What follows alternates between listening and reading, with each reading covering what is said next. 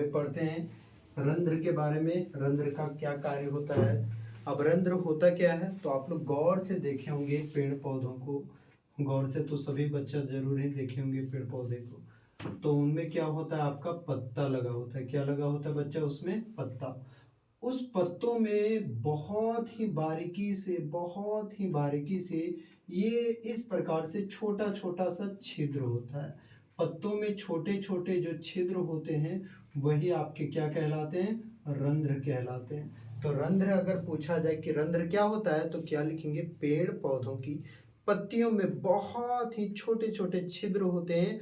उन छोटे छोटे छिद्रों को हम लोग क्या कहते हैं, रंध्र कहते हैं। मतलब पेड़ पौधों की पत्तियों में जो छिद्र होते हैं उन्हें हम लोग क्या कहते हैं, रंध्र कहते हैं। ये हो गया आपका रंध्र का हम लोग डायग्राम बनाए हुए हैं कि इसमें देखिए ये रंध्र बिल्कुल क्या है, अभी ओपन है, खुला हुआ है। ये रंध्र अभी खुला हुआ है, जबकि यहाँ पर देखिए ये रंध्र अभी क्या है, बंद है। इस पत्ती को थोड़ा सा बड़ा करके दिखाया गया है कि पत्तियां जो होती है कि पत्तियों में छोटे छोटे छिद्र पाए जाते हैं।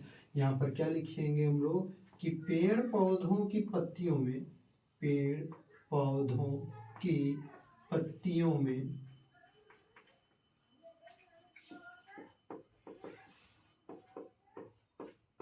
छोटे छोटे छिद्र पाए जाते हैं।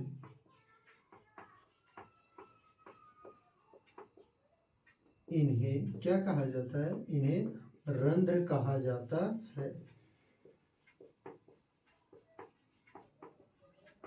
क्या बोलेंगे हम लोग रंध्र के बारे में कि पेड़ पौधों की पत्तियों में छोटे छोटे यानी कि सूक्ष्म छिद्र पाए जाते हैं। उन छिद्रों को क्या कहा जाता है, रंध्र। अब सवाल तो ये उठता है कि सर छोटे छोटे छिद्र पाए जाते हैं उनको रंध्र कहते हैं, तो आखिर उन छोटे छोटे छिद्र यानी कि रंध्र का कुछ तो काम होता होगा ना, आखिर क्या काम है रंध्र का। तो याद रखिएगा रंध्र का क्या काम है, सुनिए। ये क्या करेगा बच्चा, ये जो पत्ती है यहाँ पर हो गया हमारा एटमॉस्फेयर यानी कि वायुमंडल। तो वायुमंडल में कार्बन डाइऑक्साइड और ऑक्सीजन गैस है। तो ये जो रंध्र क्या करते हैं, वायुमंडल से किसको खींचते हैं बच्चा, कार्बन डाइऑक्साइड को खींचते हैं। ठीक है। और जब कार्बन डाइऑक्साइड को खींचते हैं तो हम लोग जानते हैं कि पेड़ पौधे की जो जड़ें होती है वो मिट्टी से क्या लेती है, जल लेती है, खनिज लवण लेती है। और प्रकाश की उपस्थिति में, ठीक है, at the presence of chlorophyll, तो पेड़ पौधों में जरूर रहेगा। और यहाँ पर क्या रहेगा, आपका सनलाइट रहेगा। तो वायुमंडल से क्या लिया, कार्बन डाइऑक्साइड।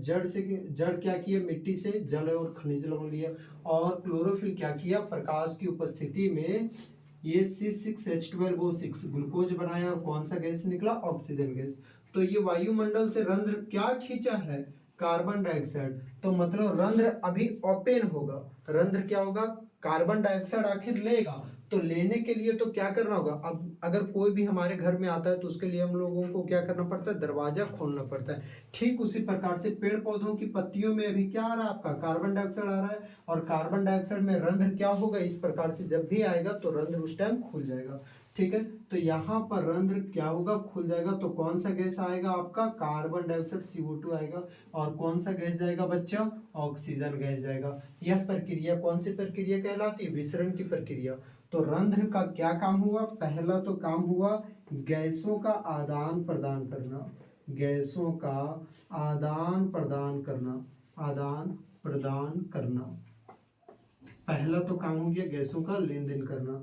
जैसे कि दैट इज करके अगर डिटेल में हम लोग जाएंगे तो क्या होगा, कार्बन डाइऑक्साइड जो गैस है वो क्या होगा, पत्तियों के अंदर आएगा। ऑक्सीजन जो गैस है वो क्या होगा, उत्पाद के रूप में, सह उत्पाद के रूप में बाहर। कार्बन डाइऑक्साइड क्या होगा, पत्तियों के अंदर। और ऑक्सीजन गैस क्या होगा, पत्तियों से बाहर। दूसरा क्या काम होता है कि देखिए प्रकाश संश्लेषण की प्रक्रिया हुई तो उस दौरान क्या होता है, ऑक्सीजन गैस के साथ साथ जल के कुछ अणु भी देखने को मिलता है, हम लोगों को निकलता है। यहाँ पर 12H2O, यहाँ पर 6 हो गया, यहाँ पर भी आपका क्या हो गया, आपका 6 हो गया। अगर केमिकल रिएक्शन को हम लोग बैलेंस करेंगे तो कुछ ऐसा दिखेगा। तो मतलब यहाँ पर आपका क्या हो रहा है, जलवाष्प जो जल होता है काफ़ी अधिक देखते हैं हम लोग। सुबह सुबह को जाइएगा ना तो पेड़ पौधों की पत्तियों में आप लोगों को पानी देखने को मिलेगा। ऐसा क्यों होता है? क्योंकि दिन भर जब वो पेड़ पौधे अपना भोजन बनाते हैं तो भोजन बनाने के बाद उत्पाद के रूप में, सह उत्पाद के रूप में क्या मिलता है? जल के कुछ अणु भी निकलते हैं। जब पेड़ पौधों की पत्तियों में, जब भी पेड़ पौधों की पत्तियों में क्या होता है, जल ज्यादा हो जाता है तो क्या होता है, वहां से पत्तियों के द्वारा निकल जाता है। जैसे कि समझिए, कभी भी आप लोग गर्मी के दिन के समय में जाइएगा पेड़ पौधों के नीचे में, पेड़ के नीचे जाइएगा तो एकदम ठंडक मिलता है, राहत मिलता है। ऐसा क्यों होता है? क्योंकि पेड़ क्या करते हैं ना कि एक्सेस ऑफ वाटर हो जाता है, अगर जल की मात्रा ज्यादा हो जाती है तो उसको जलवाष्प के रूप में निकाल देते हैं। तो जलवाष्प के रूप में निकाल देगा मतलब वाष्पोत्सर्जन की प्रक्रिया हो रही है। और हम लोग क्लास 9th में पढ़े हैं कि जब भी वाष्पीकरण होती है, जब भी वाष्पोत्सर्जन की प्रक्रिया होती है तो आसपास का जो इलाका रहता है वो क्या बिल्कुल रहता है, ठंडा रहता है। जैसे कि ये पेड़ हो गया, तो इस पेड़ में जो जो भी पत्तियां आपका पाई जा रही है, इस प्रकार से जो भी पत्ते हैं वो क्या करेंगे, अपने स्टोमेटा के द्वारा यहाँ से जल की हानि करेंगे। कब जल की हानि करेंगे? जब ज्यादा मात्रा में जल हो जाएगा तब जल की हानि करते हैं, जिससे आपका ठंडक रहने लगता है। तो यहाँ पर क्या बोलेंगे कि वाष्पोत्सर्जन की प्रक्रिया द्वारा, वाष्पोत्सर्जन की प्रक्रिया द्वारा जो भी अतिरिक्त जल रहेगा, उस अतिरिक्त जल की क्या होती है, अतिरिक्त जल की हानि। अब सर अतिरिक्त जल की हानि क्यों हो जाती है बच्चा? इसलिए हो जाता है अतिरिक्त जल की हानि क्योंकि जल ज्यादा मात्रा में बन जाता है, पहला चीज, और साथ में क्योंकि, ठीक है, क्योंकि नहीं, ये ज्यादा सुटेबल रहेगा हमारा, ताकि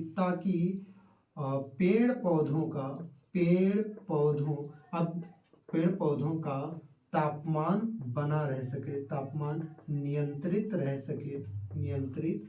सके। अब देखिए, हम लोगों को पसीना आता है बच्चा, बिल्कुल आता है सर पसीना। पसीना क्यों आता है? ताकि हमारे बॉडी का जो टेम्परेचर है वो बढ़िया से रह सके, फिक्स रहे, नियंत्रित रह सके। ठीक उसी प्रकार से पेड़ पौधे जल की हानि करते हैं, लेकिन क्यों करते हैं? अगर आपका पेपर में सवाल आया कि पेड़ पौधे जल की हानि करते हैं, क्यों करते हैं, तो इसलिए पेड़ पौधे जल की हानि करते हैं ताकि उनके जो शरीर का तापमान है वह नियंत्रित रह सके। तो सबसे पहले तो रंध्र किसे कहते हैं? पेड़ पौधों की पत्तियों में छोटे छोटे छिद्र पाए जाते हैं, उन्हें रंध्र कहते हैं। अब रंध्र का क्या काम है? तो रंध्र का काम पहला तो गैसों का आदान प्रदान करना, जिसमें कार्बन डाइऑक्साइड पत्तियों के अंदर मतलब रंध्र के अंदर आते हैं और ऑक्सीजन गैस बाहर जाते हैं। दूसरा क्या काम है कि वाष्पोत्सर्जन की प्रक्रिया द्वारा जो भी अतिरिक्त जल होते हैं उस जल की हानि होती है। ठीक है, अब देखिए यहाँ पर इस थोड़ा सा इस चीज को, इस डायग्राम को हम लोग समझने का काम करते हैं। जैसे कि क्या होगा, जब भी पेड़ पौधों की पत्तियों में छोटे छोटे छिद्र होते हैं, उन छिद्रों को हम लोग क्या कहते हैं? स्टोमेटा कहते हैं, मतलब रंध्र कहते हैं। इसमें क्या होगा, जब भी प्रकाश संश्लेषण की प्रक्रिया होगी तो कार्बन डाइऑक्साइड अंदर आएगा पत्तियों में, और फिर जब सह उत्पाद के रूप में क्या निकलेगा, ऑक्सीजन गैस, तो ऑक्सीजन गैस रंध्र से बाहर। तो जिस टाइम आपका कार्बन डाइऑक्साइड आएगा उस टाइम आपका रंध्र इस प्रकार से खुल जाएगा, ऑक्सीजन गैस निकलेगा उस टाइम रंध्र बंद हो जाएगा, फिर कार्बन डाइऑक्साइड गैस अंदर उस टाइम खुल जाएगा, फिर ऑक्सीजन गैस बाहर उस टाइम बंद हो जाएगा। मतलब रंध्र जब खुलता है कार्बन डाइऑक्साइड अंदर, रंध्र जब बंद होता है तो ऑक्सीजन गैस क्या हो जाएगा आपका बाहर। फिर साथ में रंध्र के बंद होते समय ऑक्सीजन गैस ही नहीं बल्कि उसके साथ साथ वाष्पोत्सर्जन के रूप में, वाष्प के रूप में आपका जल का भी हानि देखने को मिलता है। तो ये रंध्र का खुलना बंद होना, खुलना बंद होना, खुलेगा कब? जब कार्बन डाइऑक्साइड इन करेगा। बंद कब होगा? जब ऑक्सीजन गैस बाहर जाएगा और साथ में जल की मात्रा बाहर जाएगी। लेकिन इस रंध्र का खुलना बंद होना ये नियंत्रित कौन करता है? तो याद रखिएगा, रंध्र का खुलना और बंद होना ये किसके द्वारा नियंत्रित किया जाता है? द्वार कोशिका के द्वारा। इसका नियंत्रण अगर बोलेगा क्वेश्चन में कि रंध्रों का खुलना और बंद होना या रंध्र को कौन नियंत्रित करता है, तो इसका नियंत्रण कौन करता है? तो इसका नियंत्रण बताइए आप जल्दी से, इसका नियंत्रण कौन करेगा? पेड़ पौधों की जो पत्तियों में जो द्वार कोशिका होती है उसके द्वारा होता है। इसका नियंत्रण द्वार कोशिका के द्वारा होता है, द्वार कोशिका के द्वारा होता है। मतलब पेड़ पौधों कि पत्तियों में जो रंध्र का खुलना बंद होना ये किसके द्वारा नियंत्रण किया जाता है, तो आपका द्वार कोशिका के द्वारा नियंत्रण किया जाता है। ये जो हो गया बच्चा हरित लवक, इसी में आपका क्या हो गया क्लोरोफिल, और यही क्या करता है सनलाइट को एब्जॉर्ब करने का काम करता है, सनलाइट को एब्जॉर्ब करने का काम करता है। ये जो द्वार कोशिका आपको दिख रहा है, ये जो द्वार कोशिका आपको दिख रहा है, यही द्वार कोशिका क्या करेगा रंध्र का खुलना और बंद करने को नियंत्रित करने का काम करता है। अब क्या होगी, ये भी द्वार कोशिका भी जो होगी वो कब खुलेगी कब बंद होगी, रंध्र कब खुलेगा कब बंद होगा, ये कौन डिसाइड करेगा, द्वार कोशिका। लेकिन द्वार कोशिका में भी कौन डिसाइड करवाता है, जल।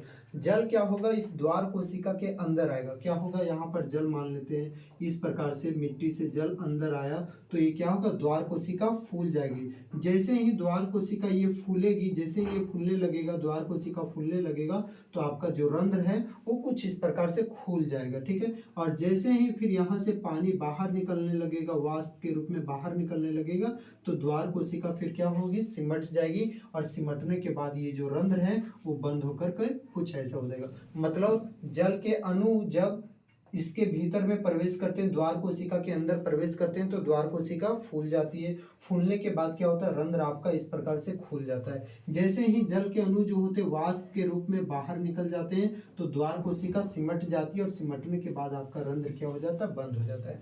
तो सवाल यहाँ पर ये बना कि रंध्र का क्या कार्य है, तो गैसों का आदान प्रदान करना, यानी कि कार्बन डाइऑक्साइड गैस अंदर आते हैं, ऑक्सीजन गैस बाहर। दूसरा क्या काम हुआ कि वाष्पोत्सर्जन की प्रक्रिया द्वारा जो भी ज्यादा जल रहेगा, अतिरिक्त जल रहेगा, उस अतिरिक्त जल की हानि करना।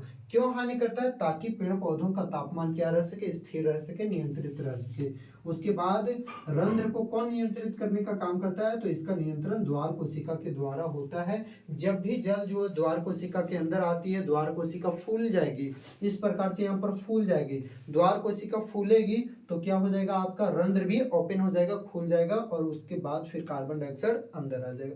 ठीक उसी प्रकार से जब जल की हानि हो जाएगी तो आपका द्वार कोशिका फिर क्या होगी सिमट जाएगी। द्वार कोशिका के सिमट जाने से रंध्र क्या हो जाएगा बंद हो जाएगा, और रंध्र कोशिका ज्यों ही बंद हो जाएगा ऑक्सीजन गैस बाहर चला जाएगा। मतलब देखिए क्या हो रहा था, CO2 था, साथ में H2O था, आपका यहाँ पर हम लोग क्लोरोफिल, यहाँ पर शॉर्ट में मैंने लिख दिया क्लोर, चलिए लिख देता हूँ मैं फुल क्लोरोफिल, और ये आपका क्या हो गया सनलाइट हो गया, तो C6H12O6 ग्लूकोज के रूप में बना है, और साथ में ऑक्सीजन गैस।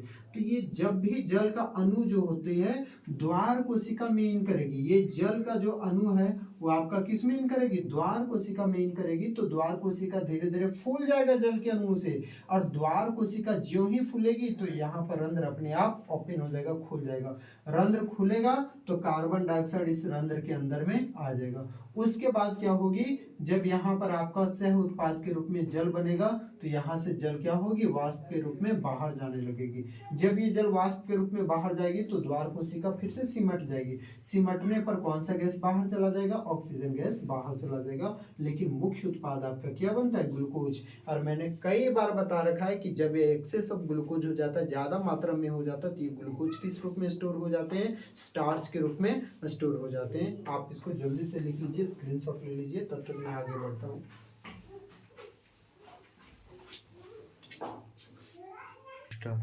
चलिए बच्चा, तो अब हम लोग पढ़ते हैं मरुद्भिद पौधों में प्रकाश संश्लेषण की कैसे होता है, मतलब यानी कि उसमें किस प्रकार से भोजन का निर्माण होता है।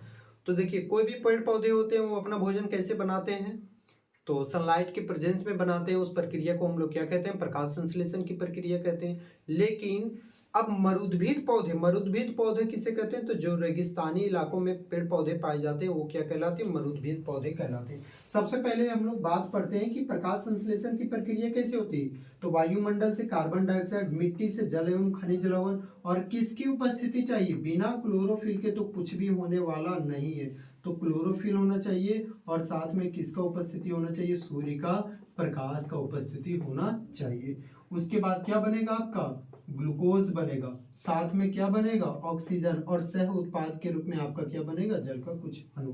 यहाँ पर बैलेंस कर देते हैं, यहाँ पर 12 हो गया, ये आपका यहाँ पर 6O2 हो गया, और ये भी आपका यहाँ पर क्या हो गया 6H2O हो गया। अब ध्यान से सुनिएगा बच्चा, इसमें क्या होता है ना, अगर हम लोग जानते हैं कि रंध्रों का खुलना और बंद होना किसके द्वारा नियंत्रित किया जाता है, द्वार कोशिका। रंध्र जब खुलेगी तो क्या होगा, कार्बन डाइऑक्साइड अंदर आएगी, रंध्र बाहर तो ऑक्सीजन गैस बाहर हो जाएगा, मतलब रंध्र जब बंद होगा तो ऑक्सीजन गैस बाहर हो जाएगा और साथ में जल के जो अणु होंगे वो वाष्प के रूप में बाहर चले जाएंगे। लेकिन यहाँ पर अगर मरुद्भिद पौधे का बात करें, रेगिस्तानी इलाकों में जो पौधे पाए जाते हैं उन्हें मरुद्भिद पौधा कहते हैं, अंग्रेजी में हम लोग उन्हें जीरोफाइट कहते हैं, जीरोफाइट प्लांट्स कहते हैं। मतलब जो डेजर्ट में प्लांट होते हैं उन्हें जीरोफाइट प्लांट कहते हैं। अब क्या होता है बच्चा उसमें कि अब जरा सा सोचिए, अगर हर बार वहां पर रंध्र जो है खुलना बंद हुआ, खुलना बंद हुआ, खुलना बंद हुआ, इस तरह से चलते रहेगा दिन में भी प्रक्रिया, तो वहां पर एक्सेस ऑफ वाटर रिलीज हो जाएगा।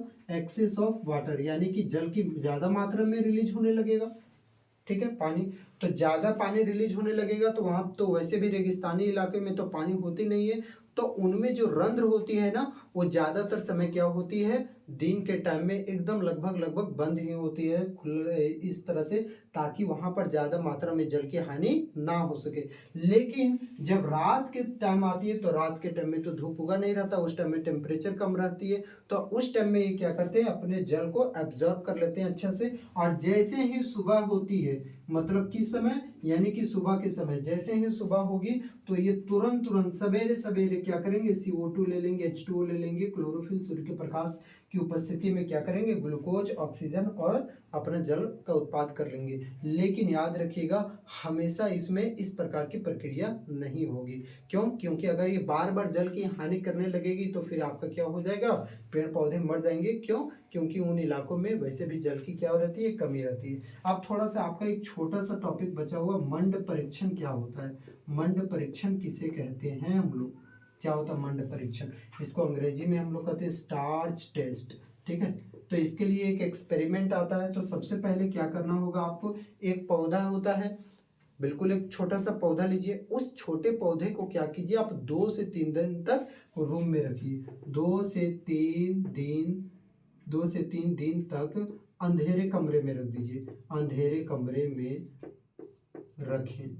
क्यों रखेंगे अंधेरे कमरे में? क्योंकि हम लोग जानते हैं पेड़ पौधे अपना भोजन किस रूप में बनाते हैं, ग्लूकोज के रूप में। लेकिन ये इतना मात्रा में तो ग्लूकोज बना लेते हैं कि 2-3 दिन तक अगर बच्चा धूप ना भी निकले तो ये अपना भोजन उस टाइम एडजस्ट कर सकते हैं। जब ज्यादा मात्रा में ये ग्लूकोज बन जाता है तो किस रूप में स्टोर हो जाता है, ये स्टार्च के रूप में संचित हो जाता है। जब ज्यादा मात्रा में ग्लूकोज का निर्माण हो जाता है तो यह भोजन किस रूप में संचित हो जाता है, स्टार्च के रूप में। तो क्या करेंगे, एक पौधा लीजिए, उस एक पौधे को 2 से 3 दिन तक अंधेरे कमरे में इस जगह पर रखिए जहां पर आपका सूर्य का प्रकाश ना पहुंच सके, धूप ना पहुंच सके। तो क्या होगा, उसके भीतर में, उसके पत्तियों में जो भी स्टार्च रहेगा 2-3 दिन के भीतर में क्या हो जाएगा, खत्म हो जाएगा। मतलब जो भी अपना वो भोजन बनाया रहेगा 2-3 दिन तक अपना काम चलेगा, उसके बाद क्या हो जाएगा, खत्म। 2-3 दिन के बाद फिर से उसको बाहर निकालिए, फिर से बाहर, कहां पर, बाहर निकालें और कहां पर रख दें, निकालें और उसको रख दीजिए धूप में रखें, धूप में रखें। अब बच्चा फिर से धूप में रखेंगे तो फिर से क्या करेगा, ये अपना फिर से भोजन बनाएगा, और फिर से अपना भोजन बनाएगा तो किस रूप में फिर से भोजन बनाएगा, ग्लूकोज के रूप में बनाएगा। अब क्या करना है आपको, कुछ पानी लेना है, ठीक है, कुछ पानी लेना और उस पानी को क्या कर दीजिए, गर्म करिए। एक गर्म पानी है ये, कैसा पानी है, गर्म पानी है। इस गर्म पानी में क्या करना है, जो आप फिर से वो पौधा रखे हुए हैं बाहर, उसका एक पत्ता को तोड़ लीजिए, एक पत्ता को इस प्रकार से तोड़ लीजिए और इस पत्ते को कहां पर डाल दीजिए, इसमें डाल दीजिए, इस गर्म पानी में डाल दीजिए। अब क्या होगा, जब गर्म पानी में ये पत्ता को डालें और बाहर से आपको एक और चीज डालना बच्चा, इथेनॉल डालना है। क्या डालना है, इथेनॉल। फिर से समझिए क्या किए, एक पौधा लिए, इस एक पौधे के 2 से 3 दिन तक हम लोग कमरे में रखें, बाहर निकालें, फिर से धूप में रखें, 2-3 घंटा, 6-7 घंटा उसको बाहर में रख दिए। उसके बाद क्या हुआ, वो अपना बाहर में रहा, धूप में रहा, तो फिर से अपना भोजन बनाया, किस रूप में भोजन बनाया, ग्लूकोज के रूप में। अब क्या काम करेंगे, गर्म पानी करेंगे, उस गर्म पानी में जो पौधा था उसका एक पत्ता तोड़ेंगे और उस एक पत्ता को इस गर्म पानी में डालेंगे, और गर्म पानी के साथ साथ उसमें क्या मिला देंगे, इथेनॉल भी मिला देंगे। मतलब उस गर्म पानी में इथेनॉल मिलाएंगे और उस पत्ते को डालेंगे तो इस पत्ते का जो हरा रंग है ना, वो हरा रंग क्या हो जाएगा बच्चा, हरा रंग हो जाएगा गायब। किसके संपर्क में आने से, इथेनॉल के संपर्क में आने से। अब जब ये हरा रंग गायब हो गया, मतलब यहाँ पर देखिए ये पत्ता है मेरे पास और इस पत्ते में अब हरा रंग नहीं रहा। क्यों नहीं रहा, क्योंकि इस पत्ते के हरे रंग के ऊपर में क्या पड़ गया, इथेनॉल पड़ गया, तो इसका हरा रंग हो गया गायब। अब क्या करेंगे, इसके ऊपर में हम लोग क्या डालेंगे, आयोडीन विलयन का 2-3 बूंद डालेंगे, 2 से 3 बूंद आप डालिएगा। तो अगर इसका रंग जो होता है वो आपका कैसा रंग आता है, तो याद रखिएगा ब्लू ब्लैक रंग आता है। कैसा रंग आता है, ब्लू ब्लैक रंग आता है। किसका रंग, पत्ती का रंग। अगर ब्लू ब्लैक रंग आ जाता है आयोडीन डालने पर, तो समझ जाइएगा कि इस पत्ते में पहले से क्या मौजूद था, स्टार्च मौजूद था। और अगर ब्लू ब्लैक रंग नहीं आता है तो समझ जाइएगा कि स्टार्च मौजूद नहीं था। मतलब सिंपल में अगर हम लोग इसको जानना चाहेंगे तो कैसे हो जाएगा आपका, कि जो रंगहीन जो पत्ता था उसके ऊपर जब हम लोग आयोडीन का विलयन डालें, तो आयोडीन का विलयन डालने से कौन सा रंग देता है, ब्लू ब्लैक रंग देता है। अगर ब्लू ब्लैक रंग दिया तो स्टार्च इज प्रेजेंट, उसमें स्टार्च मौजूद था। ब्लू ब्लैक रंग नहीं दिया तो स्टार्च वाज एब्सेंट, मतलब यानी कि स्टार्च नहीं था। चलिए, तो आज हम लोग यहाँ तक रखेंगे। अभी थोड़ा सा और हम लोग बात कर लेते हैं।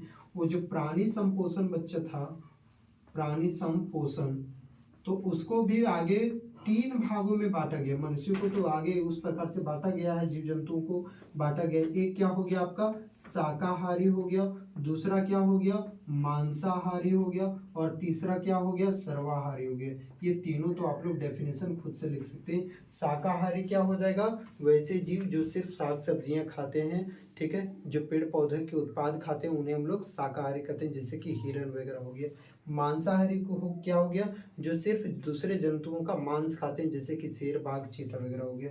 सर्वाहारी क्या हो गया, जो दोनों को खाते हैं, जैसे कि मनुष्य वगैरह हो गया इसका उदाहरण में, ठीक है, वो सब आपका क्या हो जाएगा, सर्वाहारी हो जाएगा। तो होप कि ये सब आपको डिटेल पूरा का पूरा समझ में आ गया होगा। नेक्स्ट क्लास में हम लोग पाचन को कंटिन्यू करेंगे कि मनुष्यों में पाचन किस प्रकार से होता है। पोषण का जो लेक्चर था यहाँ तक खत्म हो चुका है बच्चा।